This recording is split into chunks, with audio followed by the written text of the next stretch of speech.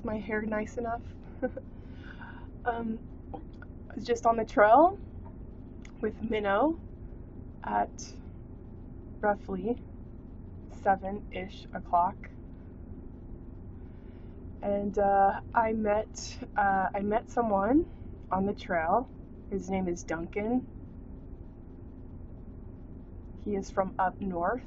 I don't know if that means Canada or not. He's staying with his grandparents. He's attending a writer's workshop. He said he decided to go for a walk. Basically, why not? Because, well, he says he has a writer's block. Big time. So I met him first because Minnow had run off and I'm at the fork. Which way did he go? And this very nice, well-mannered, well-manicured young man asked me if I looked lost or if I was looking for something or someone and could he help. And I said, well, my dog has run off and I don't know which way he went. And so he asked what the dog looked like. I said, a little deer. He looks like a little deer. He wanted to know how big. And I positioned my hand about at my kneecap, and then Minnow came speeding down the trail, and he says, like that little deer? And I said, yes. And he passed us, and then he kept going, and he's like, your dog, he's over. Yeah, I'm like, I know. Well, Minnow came back, and I kept talking with Duncan. And Duncan is a writer. He wants to be a writer, and he likes fashion too. He's designing boots. He likes fashion. He believes a number of wonderful things in our short little dialogue, in our conversation.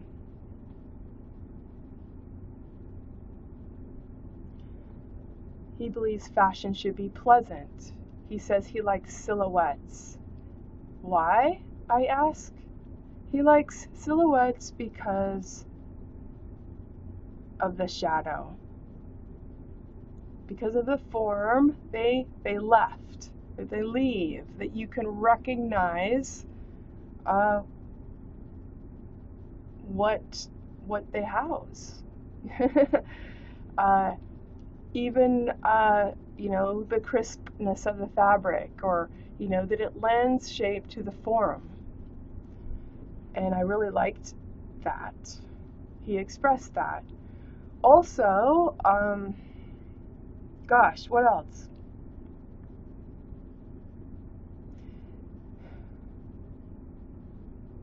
He's referencing words back to Latin. He wants to write about revolution, about a new Renaissance. And I informed him, really, the old Renaissance is about people that paid artists to glorify their ego God. In parentheses, it was a glorification of status, never ability. Never stable, L-E-A-D, ability. So, and he knows enough to know that. I think it's interesting that he's looking at Latin.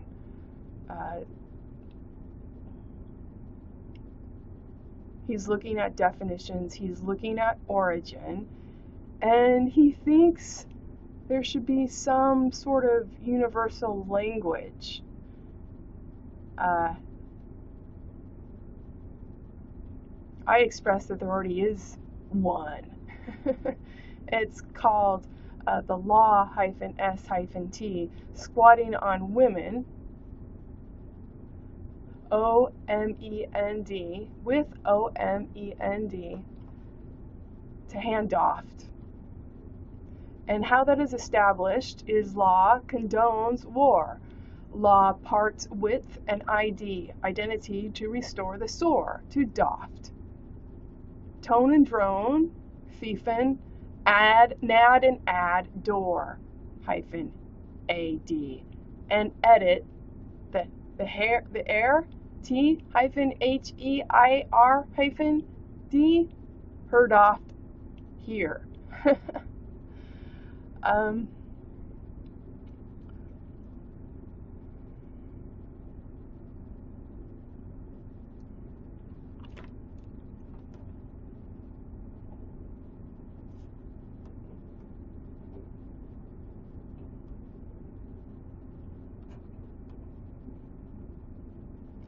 He was talking about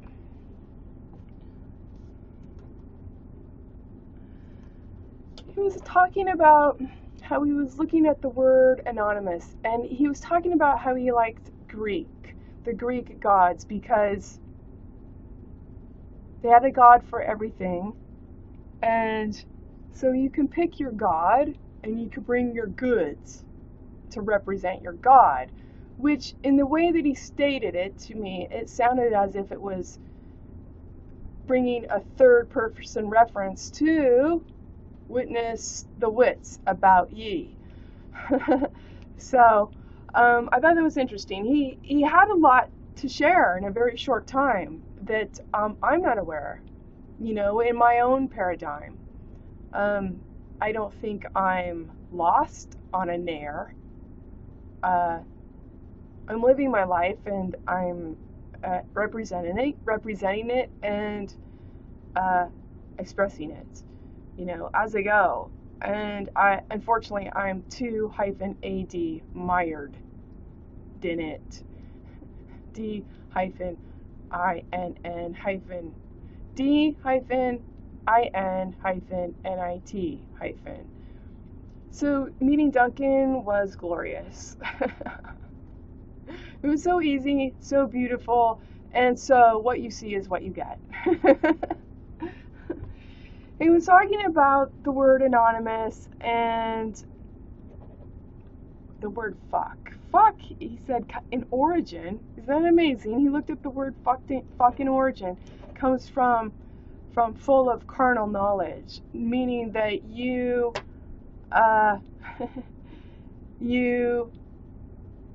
fucked someone that wasn't your wife without the king's consent. Something along those lines was the word fuck's origin.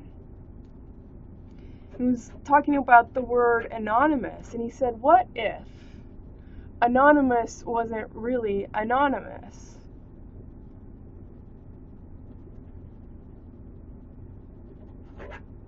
What if someone said, hey, I don't like you, so we're going to take your attribute and call it anonymous?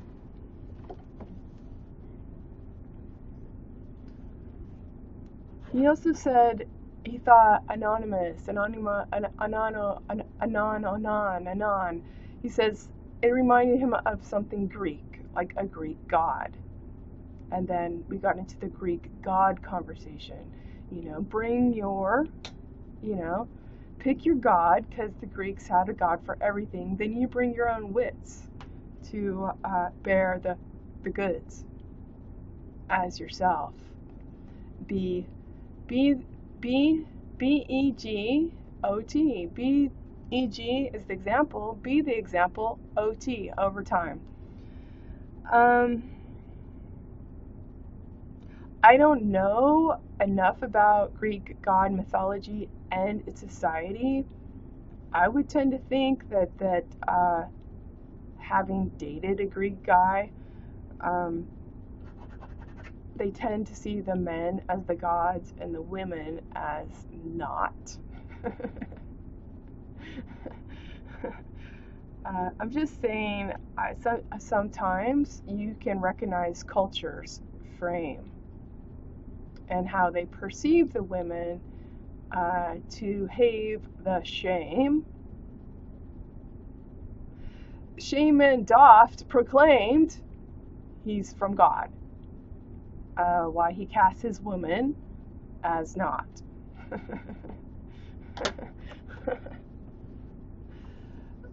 Anyway, I was telling him that I appreciate how we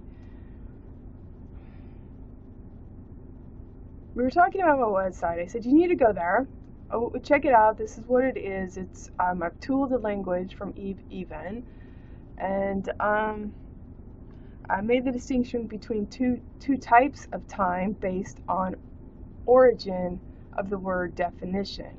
That looking into words and their origin and be like, no, seriously, how is this origin and this word both mean a priestly man and a whore? How does it mean a priestly man and a whore? That's telling me who fucking came up with the definition and slanted it. So that's what led me to discern a time for competition, thief end, and for no reason, thief end, and a time for completion, even. Duh. So it got me seeing the origin of words and seeing how they were slanted in origin. It got me looking at discerning two types of time. And so one, I used the hyphen to describe the thief that competes for no reason. And then even, by evening, she speaks through the gaps. I might use a tilde or an empty space. That's my least is last.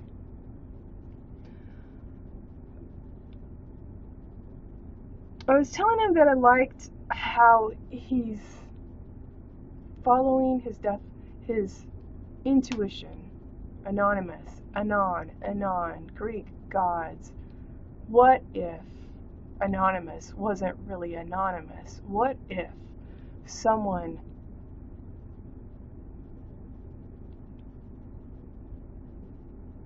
covered the attribute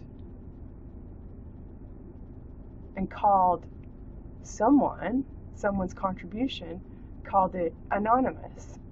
And I like so much what he did. This reaching for, he's following his intuition. This anonymous reminded him of anon reminded him of Greek gods, what if? And I'm like, shoot, I do that. The 12-year-old here who, while I was doing her lice treatment, who said, are you born in the month of September? And I said, yes. And she said, you look like a person born in the fall. And I eventually guessed what month she was born in. I asked her if she was a Gemini. She says she doesn't know. So she didn't know astrology. She didn't know attributes. She just felt something, and she felt it out, and it landed. And I think that's great. I think it's grand. Grand jest and guest state event. Det a word on comma nd. I was trying to describe to him that quality, and I related those experiences, that a girl, the 12-year-old, to basically follow a thought, a feeling, intuition, and have it land. And he said, you should make a word for that. You should make a word for that. And I don't know. Like I said, he's a very young man, and I find him so sage. I find him so sage. It's wonderful. So we're talking about minnow. We like the lines of the hound, the thoracic cavity, and he talked about his dog, a corgi. Gosh, what was the other? It's a corgi. a corgi. What are those dogs that are really smart and I think they herd animals, maybe sheep, the black and white? If I look it up, this might freeze the, gosh, what are they?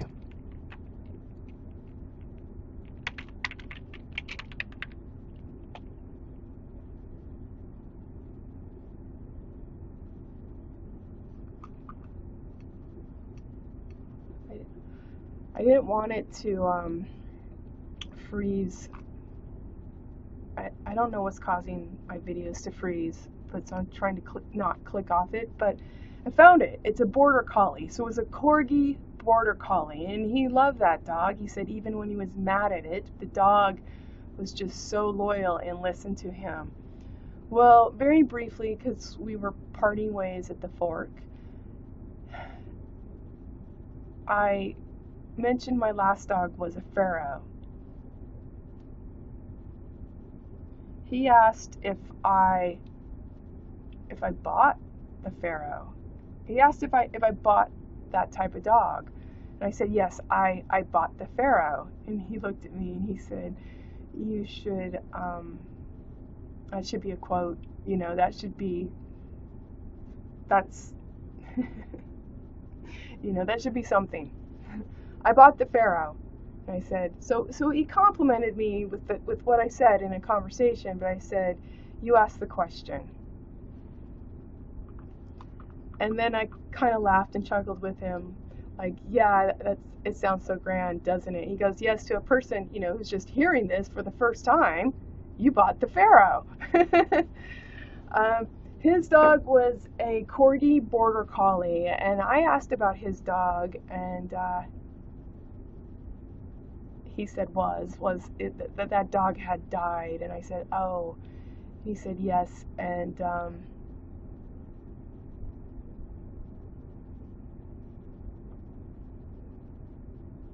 that he was part of it. He is part of what caused it. And I didn't get to hear the rest of the story. From the very beginning, when I met this person and introduced myself and my dog, we shook hands, and he held on to mine, I noticed. So I held on to his, and it was really nice, and looked each other in the eye. And I told him, you know, about the richwrote.is website. To look it up, you'll find my email address there. Any one of a number of xubrnt at where exuberant is spelled with the only vowel is U, XUBRNT. So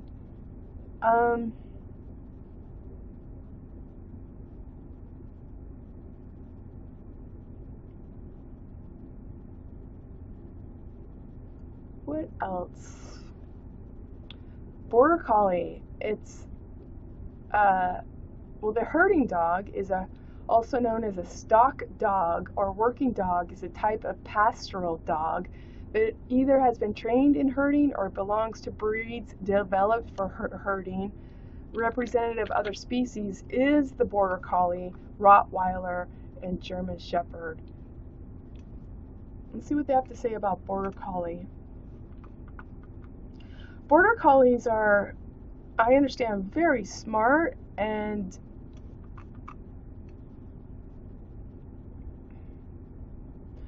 it's a herding dog. I want to say they've got to be given a job. They're just really smart, and probably a lot of exercise would do great for them.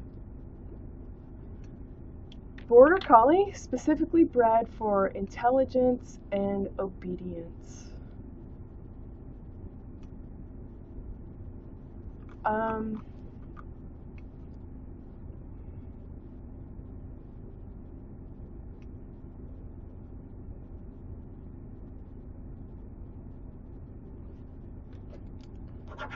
He wants to write about, he's having a writer's block. He wants to write about a revolution. a renaissance, a manifesto, and he feels he doesn't know enough of what's gone before. And that's where I injected, like, check this website out. This is what I do. And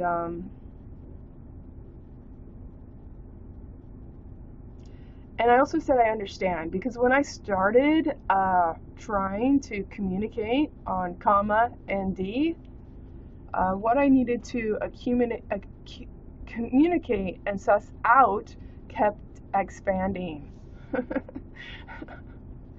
And it still is to this day. And date, D, the D I ate, date. Oh, there's little mosquitoes out there. I've got the same itch almost in the middle of my back.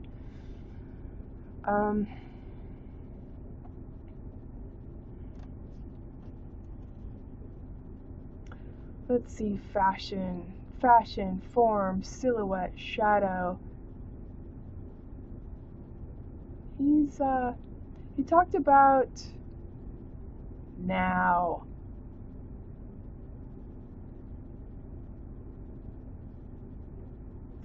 The value of now. And I really got that. And I'm very glad I met this person.